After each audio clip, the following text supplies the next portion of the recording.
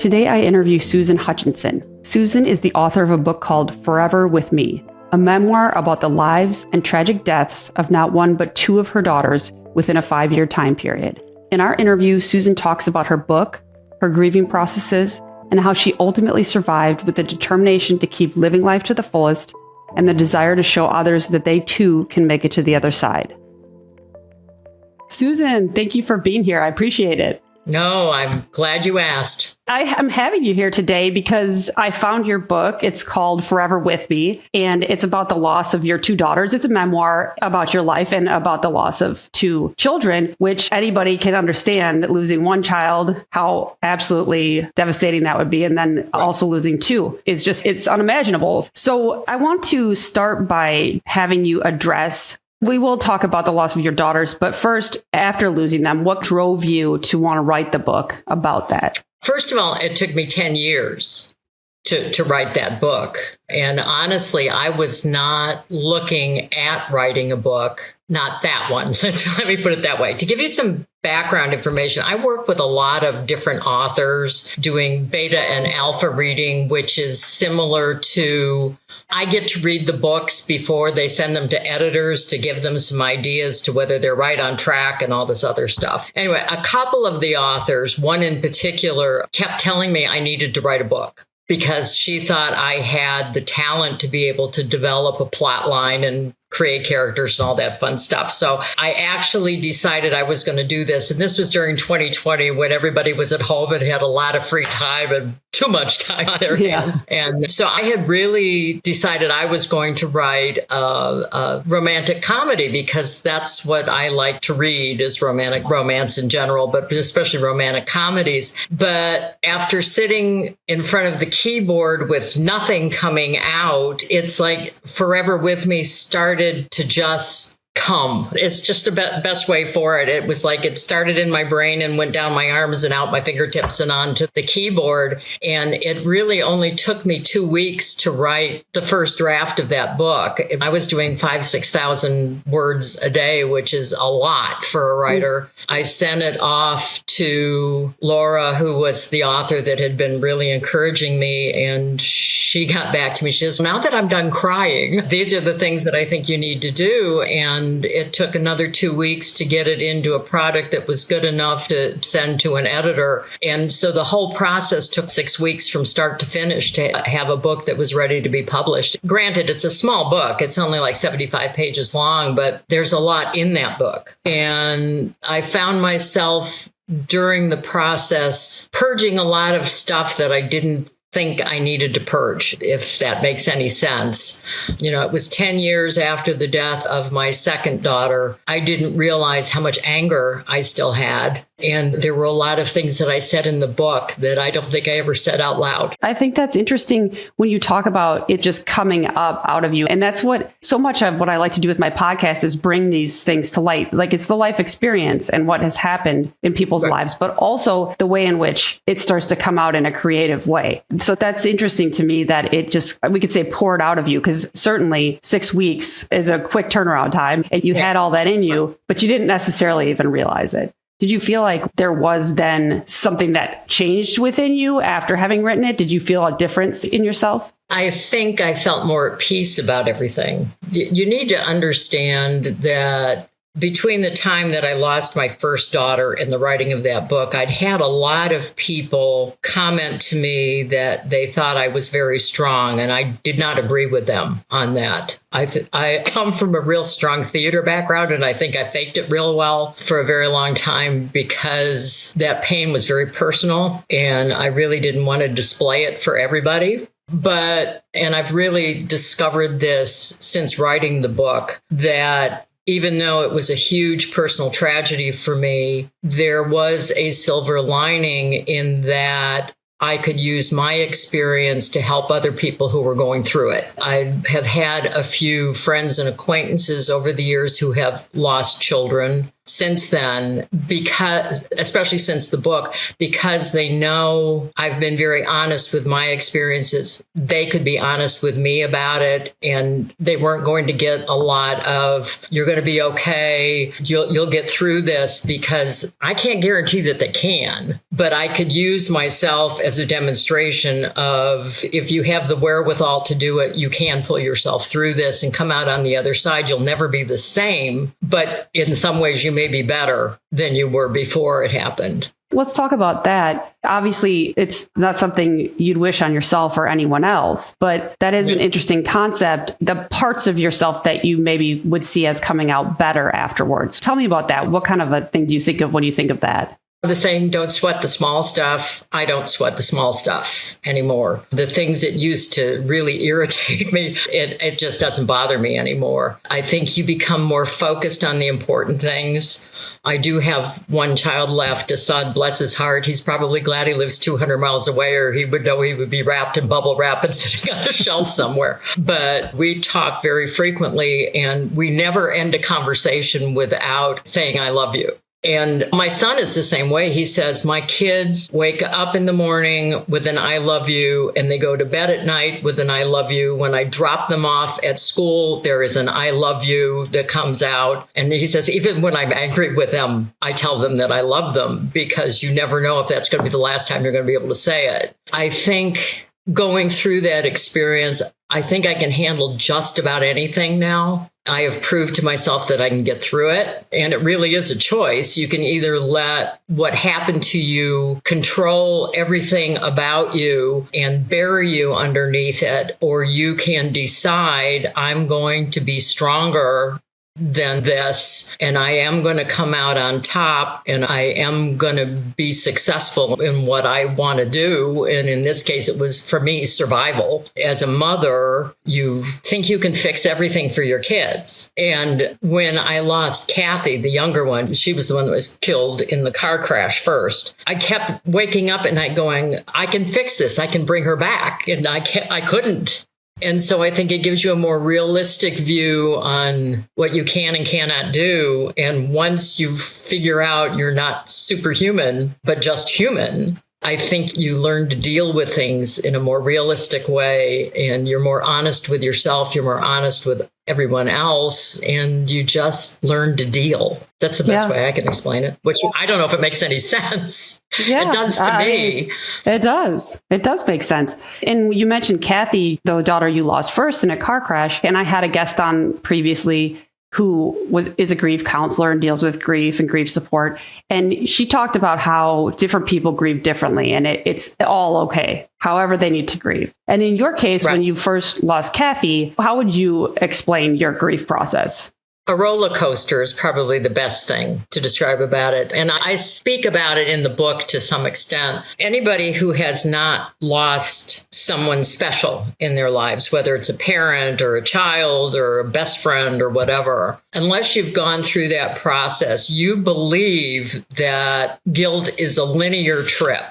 That the denial is the first thing, which I remember distinctly. It's like that when I told you I would wake up thinking I can fix this when you can't. And there's the anger and the acceptance and all that. What people don't understand is that you might jump from the denial all the way to the acceptance, and then you'll go back to anger, and then you'll jump to something else, and then it's like this. Like I say, it's a roller coaster with a lot of loop-de-loops and back. And I think going through the grief with Kathy was probably harder because I would know I would get into another stage of it. And I'd have a bit of relief that I had gotten through the first phase. And then all of a sudden I find myself back in the first phase. And then I get angry because I got back in the first phase. I was also, for lack of a better term, I was selfish about my grief. One of the things that I mentioned in the book is that somebody at the office where I was working, and he was trying to be helpful. I know he was,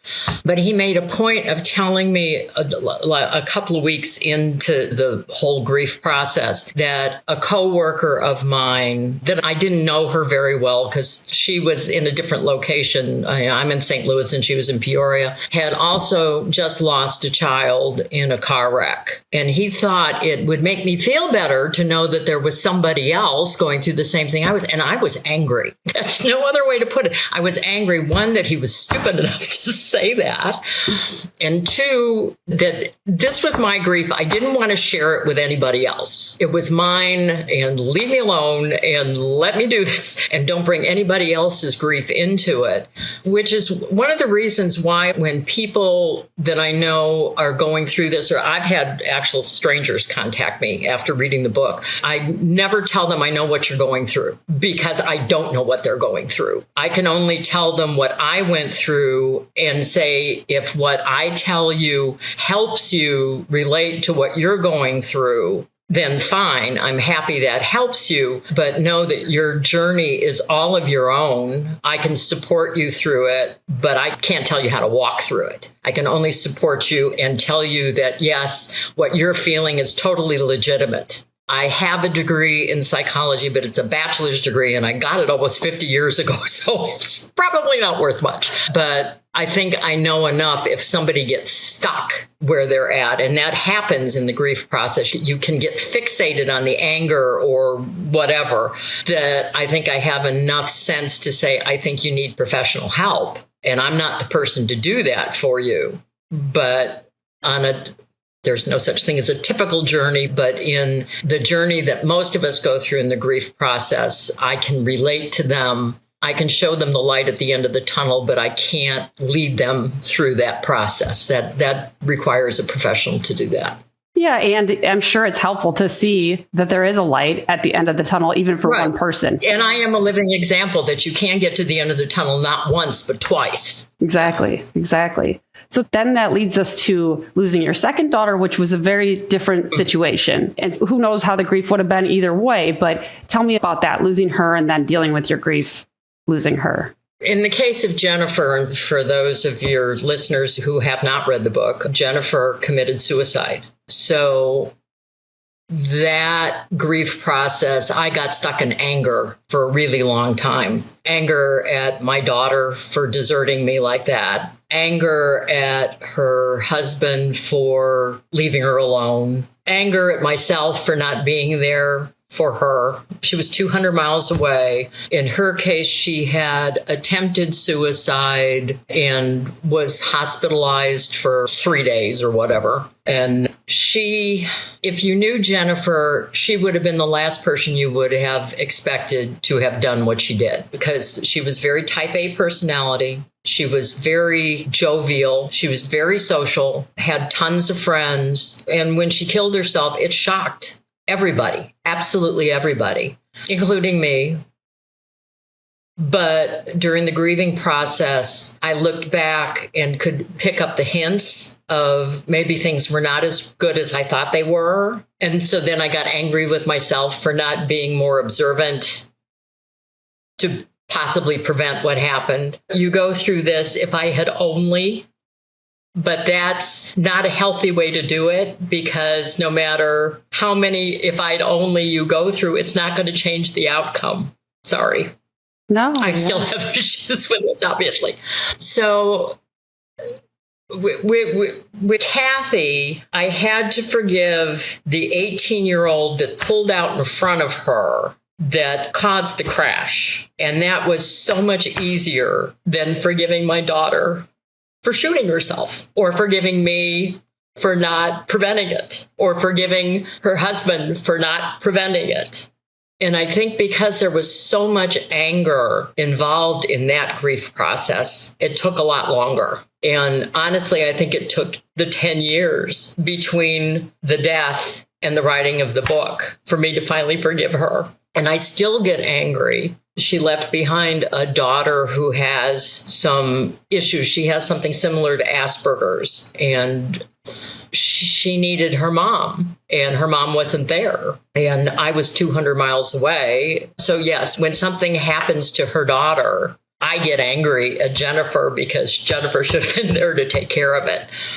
Both of the deaths were sudden. It's not like they had a terminal illness and I got to say all the things that you could say to somebody as they're gradually passing away. And I think that suddenness makes it that much more difficult to come to terms with everything. But even though they both died violently, the fact that Jennifer died violently by her own hand made it so much different in the process. And I had fooled myself when I got the news about Jennifer. My first thought after, oh my God, I'm not going to survive this, was I've already gone through this once. Why do I have to go through it twice? And then conned myself into thinking, at least I've been through this once. I know I can survive this. I know I can get through it. I'll be ready for this. And then to find out, no, I was not ready in the least about getting myself through it. So like I said, I think I'm bulletproof now. I really do. My mother passed away 7 years ago, and I was with her throughout. She had terminal cancer. And I was able to start my grieving process with her before she died, because I knew it was coming. And my mother was grateful to me for not sugarcoating what was happening to her. And when my mother passed away, we had said all the things to each other that we needed to say to each other. And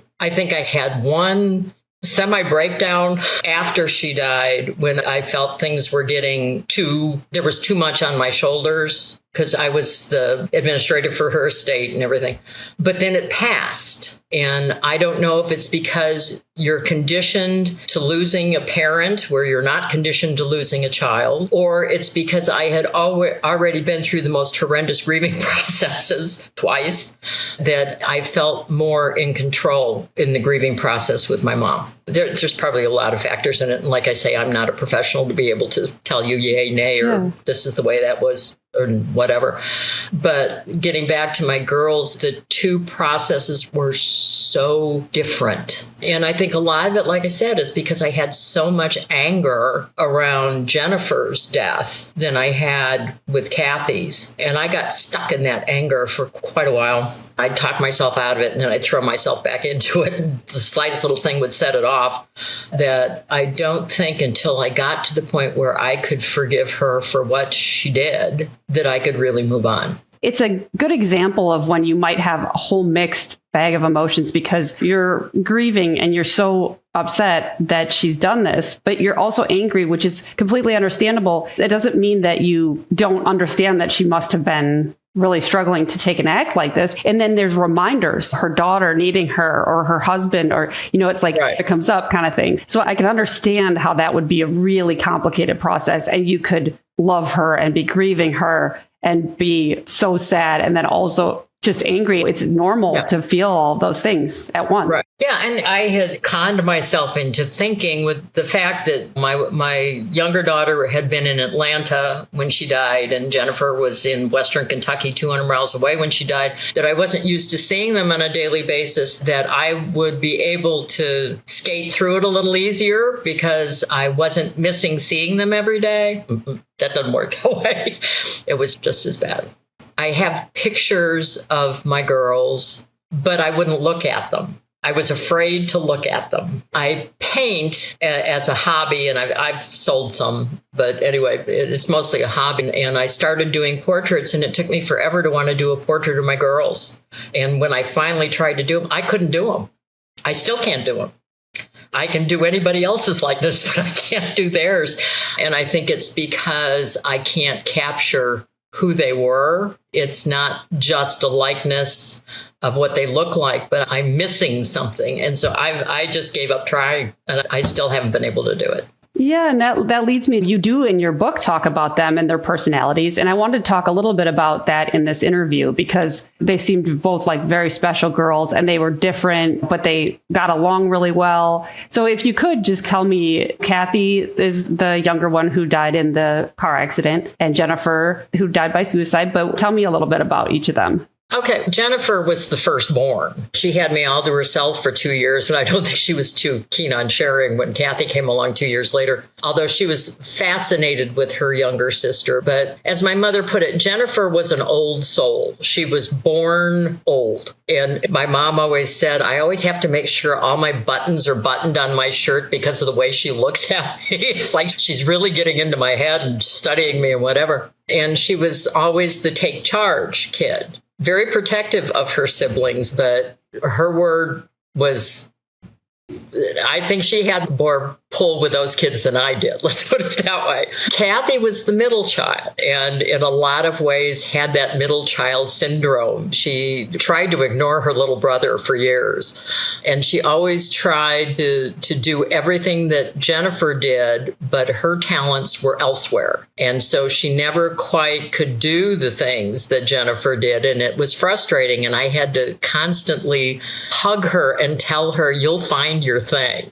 It's okay. You don't have to do what Jennifer does. I love you just as much. You'll be really good at something. And she ended up being really good at a lot of things. But Kathy never came into her own while her sister was in the same school that she was in. They started middle school in 6th grade, so Kathy would shine in the 4th grade because she wasn't following her sister. She'd shine in 4th and 5th, and then she'd get into middle school and hear, oh, I hope you're as good as your sister is, and blah, blah, blah. It took Kathy a long time to finally figure out she had a lot going for her. She ended up not going to the same university as her sister did, which was a godsend. Jennifer went to Murray State, and Kathy went to the community college in Paducah, which was 30 miles from our house, for 2 years, and then went to the University of Kentucky. And it was really when she went to the University of Kentucky that I think she really came into her own, because even though there were a lot of kids from our county that went there, that's a huge school.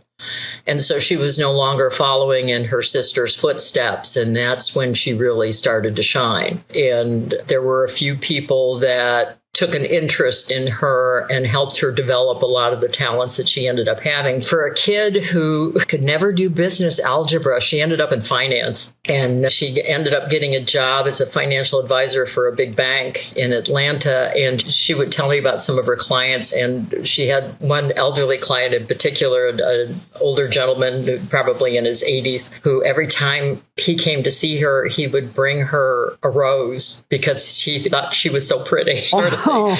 Yeah, exactly. And anyway, she was not only good at her job, she was good at developing relationships with the people that she worked with. When she passed away, my daughter Jennifer was in charge of her service and insisted that she be brought home, which we wanted anyway, because she'd only been living in Atlanta for a year or two at the time. And there were probably 20 or 30 people who came up from Atlanta to go to her funeral in Kentucky.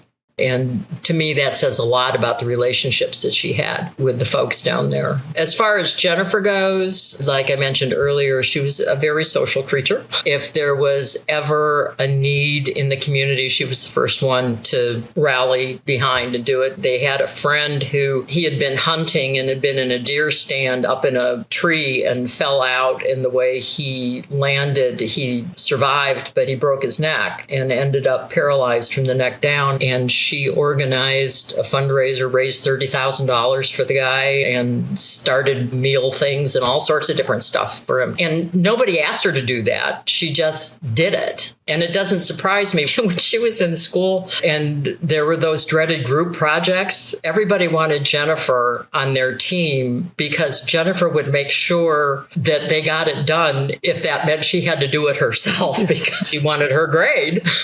And not that they did, although I'm sure in the course of her school career, there were probably some that did, but they could coast if they wanted to because they knew she would get it done. She was just that driven type of a person. But she was also a caretaker type. My youngest, my son James, if he fell down, he'd probably go to her first because she'd take care of him. And that also meant that if he did something he shouldn't have done and she found out about it, she'd keep a secret because she wasn't going to tattle on anybody. Yeah. Oh, that's cute. They both sounded really wonderful. And I picked that up so much in your book about Jennifer, that she was driven and so wanting to help and fix and all that kind of stuff. And I understand that you go through that guilt that you spoke about earlier where, I should have known or whatever. But, someone like that, maybe there is no way to know. Not really. No. There is no way to know that she might really do something. I think it really came home to me how much she must have been struggling. When we were going through the photos to put the video together for the funeral, I came across a photo of her surrounded by girlfriends, and she was smiling, but it wasn't in her eyes. Her eyes looked sad. And I don't think I would have noticed that if I wasn't looking back on it instead of during it. She'd also lost an awful lot of weight. Like I said, I saw her the summer, it was probably in August of that year, 2010, and she shot herself in December, but I didn't see her between. And she had lost a huge amount of weight. And she wasn't big to begin with. She was 5 feet tall and probably weighed 120 pounds. I think when she died, she might have weighed 100, maybe. And I think if I had seen her in between, I would have noticed it. But it's like anything with weight loss. If you see somebody every day, you're not going to notice it. It's only when you see there's either been long periods of time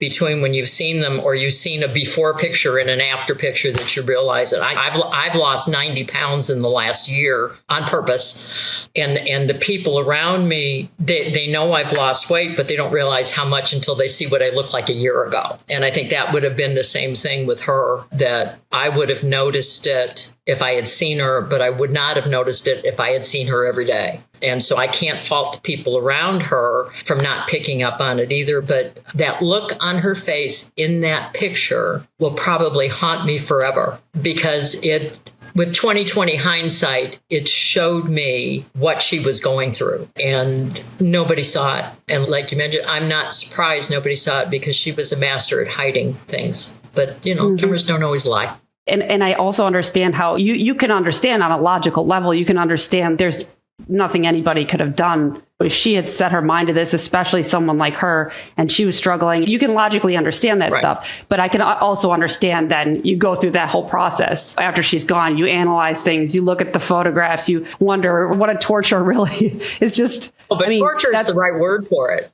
Because you get fixated on it and you can't let it go, even though if you don't let it go, it's going to bury you. It's vicious, probably a good word for it. It's vicious. In the preface to the book, I mention about how I'm not going to tell people how to get through grief, only that I will prove I can show you that you can get through it. And I will be honest, there were times when I didn't think I could. And it was usually when I was looking at pictures or berating myself for not doing what I should have done or whatever. The human mind can be a wonderful thing and it can be an awful thing. It can get you fixated on things that you can't fix. And in the process, it can really tear you up. But in my case, making that decision to not let it bury me was a conscious decision on my part. And I will admit, having the husband that I have, he's not the father of my kids.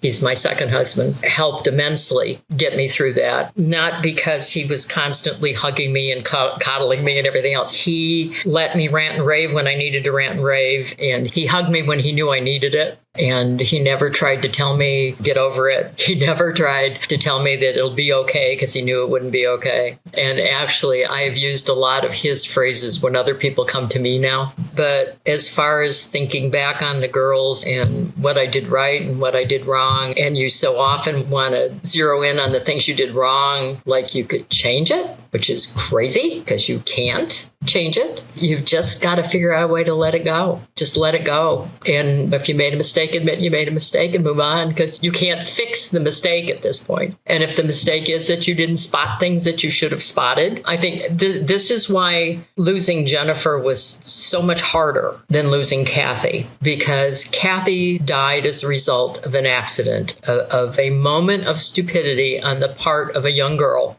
And there was nothing for me to change with her. But with Jennifer, there's too much mea culpa in that. It leads me to the concept of, you said it in your book, and it's kind of a longer quote, but you basically say at some point toward the end that you consciously chose to survive. Anyone could understand how what you went through could, as you put it, bury you. You could just fall under the weight of it all. And I think if somebody did that, it would be understandable. But then there's the choice there's as in your case, as you put it, a conscious choice to say, I'm going to pull myself out from underneath it and I'm going to live my life again. So tell me about that. What do you think that was for you? Let's start with Kathy and her loss. And I talk about it in the book. Jennifer was very close to her sister and very protective of her sister. And so she and I talked about the girl that caused the accident. I don't even know her name. I don't want to know her name. I don't want to know what she looks like. I don't want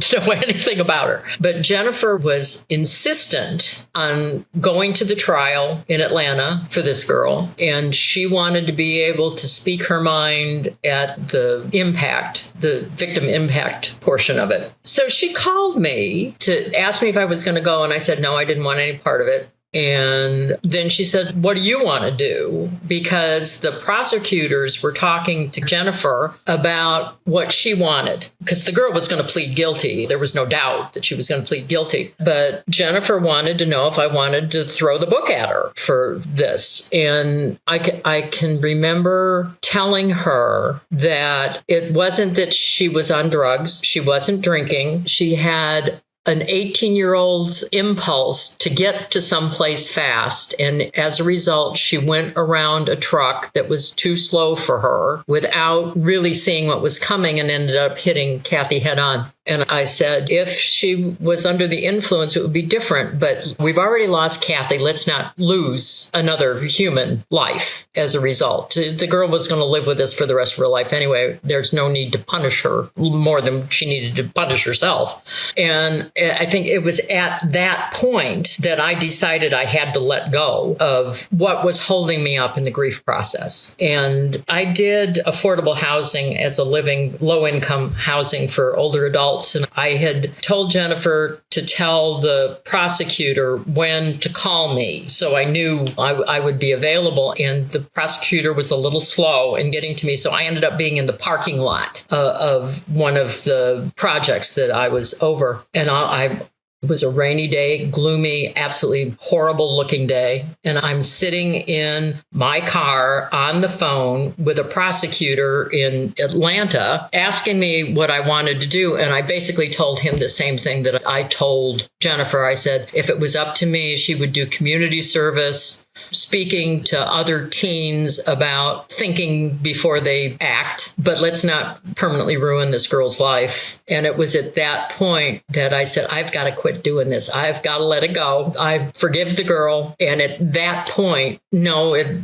wasn't easy, but it became easier to work my way through the grief process. With Jennifer, it was a lot more complicated, not a little, a lot more complicated because of all the extra angst that went into all of that. And, Kathy was single. Jennifer wasn't. Jennifer had 2 children that she left behind that I knew she absolutely adored. And I just couldn't fathom how she could do that. And at one point, I was speaking with an acquaintance and we were talking about Jennifer and the suicide. And she said to me, I can't believe the amount of pain that girl had to be in order to do that.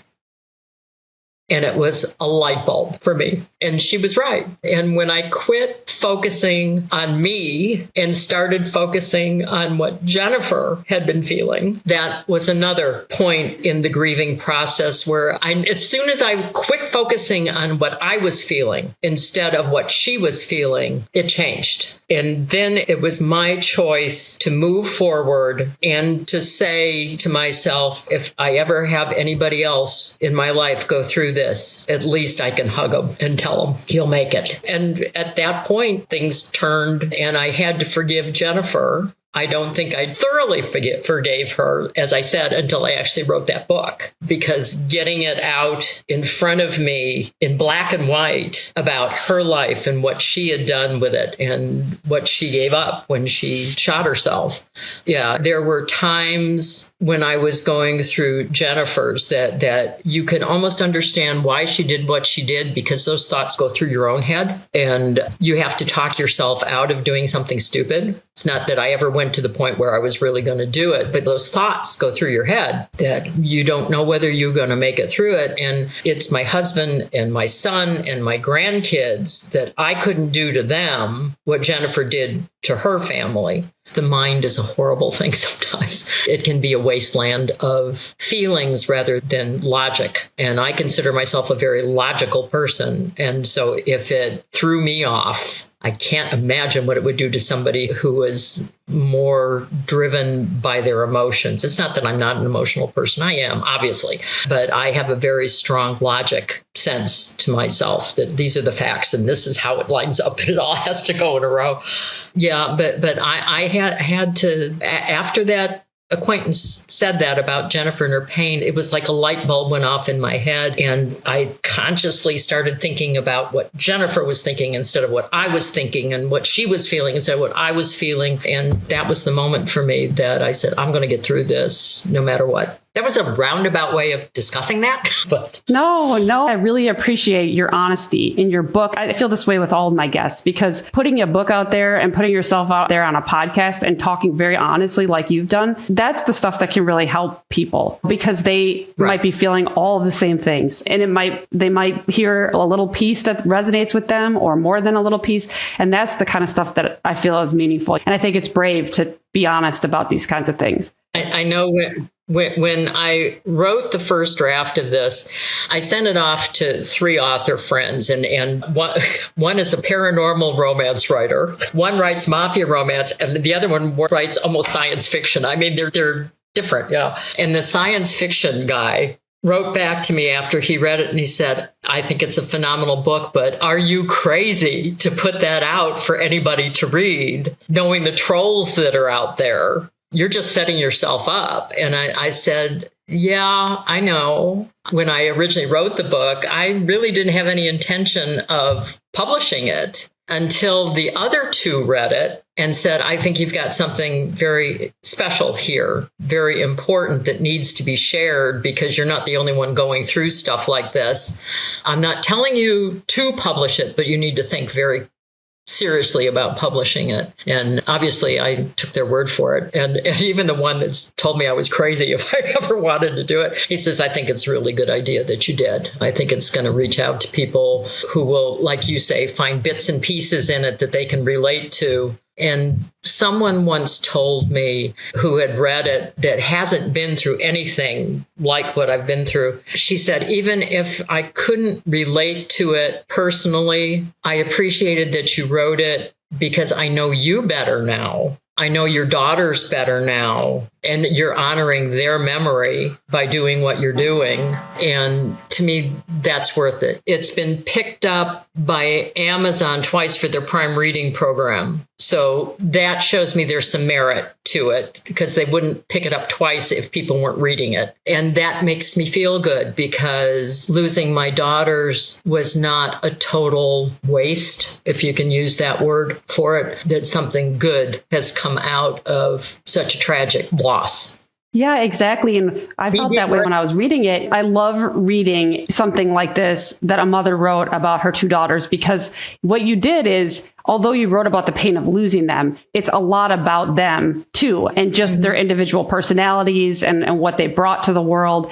And that is so wonderful, because I just feel like you have lost them, but they were also here, and they also made an impact. They made an impact on the people around them and on you, and they were special kids. And so it's like you created something that made something positive out of it. And that, like you said, honors them. And I love that about it. Because it's not just the pain. It's like life in general. It's not just pain. There was a lot of beauty in them both. And I love that you honor that in the book. Thank you. Yeah, my whole thought process is people won't understand the depth of the loss if they didn't understand who they were. That was my thinking behind doing what I did. And I'll be perfectly honest, if I had looked at just the grief process, that would have made a very heavy book. that nobody would have wanted to read. I pride myself on having a sense of humor. And I hope that comes out in the first half of the book when I'm talking about the kids. And my sense of humor is probably one of the things that got me through a lot of the grieving process. After Jennifer's funeral, a couple of people from my office had come to the funeral. And afterwards, they asked me what they could do for me. And I talked to my suite mate and told her, go back and tell people not to say they're sorry, because if I heard it one more time, I was going to scream, and to tell me a joke, make me laugh. And bless her heart, she went back and she did exactly that. And nobody said they were sorry. You could see a couple of them choke because they wanted to, but they were paying attention to what Marcia had told them. And I heard some of the worst jokes in the world, and I could have hugged them for it. Part of the problem with the grieving process is that the people around you don't know what to do with you, which is one reason why they say they're sorry, because they can't think of anything else to say. And that's fine. I know you're sorry. Don't worry about it. But I had found out the first time around with Kathy that nobody felt comfortable laughing around me or joking around. And that was almost as painful as the grieving process was for somebody who likes to joke around. And so by Marcia going back to the office and giving them permission to say something funny, I think helped them as much as it helped me, because they were able to get back into a more normal routine with me quicker than maybe they were after Kathy died, because they didn't know they had the permission to do that. I think that's right. I think a lot of people don't know what to say. They want to say something, they want to somehow make it better, but they have no clue how to do that, because it's just the loss is too much, and they know that. I have one more question I wanted to ask you, because your husband, David, you talked about a little earlier that the way that he was during your grieving for both of your daughters, it sounds like it was very supportive of you and helpful. And you also mentioned that you will use things that he said when you're helping other people who are grieving. So just tell me a little bit about what was it about how he behaved that was helpful? In a lot of ways, he was that proverbial rock for me. I don't know if it was easier for him because he had only known the girls from the time that he had met me, and they were grown. I met him in 2001 or 2002. So the girls were already grown. So maybe it was he loved them, but he didn't love them like a parent. I think it was easier for him not to get embroiled in the emotions of losing them. It's not that he didn't care, because he did, but I think he was more concerned about taking care of me than anything else. He tried to keep things as normal as possible for me. If we always went out to eat on Friday night, we went out to eat on Friday night. We're big symphony fans, and we continued to go to the symphony. He kept as much of the normal routine in my life as possible, whether I wanted to participate in it or not. And I think that helped, because I let him force me to do those things. It's not like he said, we are going to go. He just assumed we were going to go and kept on. It's one of the most wonderful things he could have done for me.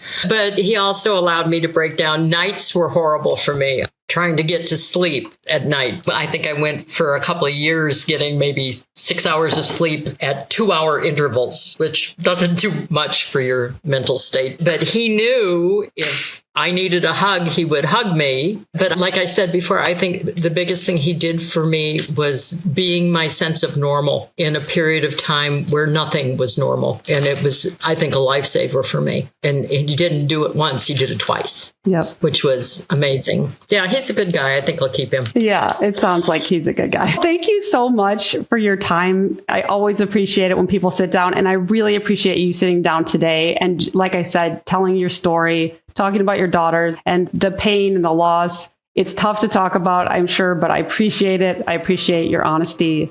And I just want to thank you for being here. I appreciate your willingness to have me on your program. I appreciate it a great deal.